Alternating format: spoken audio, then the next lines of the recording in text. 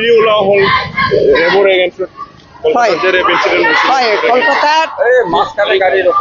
কলকাতাৰ যিটো মেডিকেল কলেজৰ এগৰাকী ডাক্তৰ মহিলা ডাক্তৰ তেওঁৰ ওপৰত যেনেকুৱা ধৰণৰ পাশবিক অত্যাচাৰ কৰি পেলাই ধৰ্ষণ কৰা হৈছে, তেওঁক হত্যা কৰা হৈছে।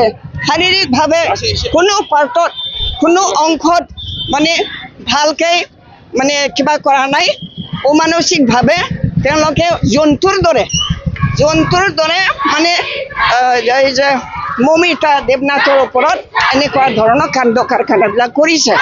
গতিকে লগে লগে আমি শাসক গোষ্ঠীয়ে লগে লগে তাৰ ওপৰত মানে শাস্তি দিবৰ কাৰণে ব্যৱস্থা কৰিব লাগিছিল।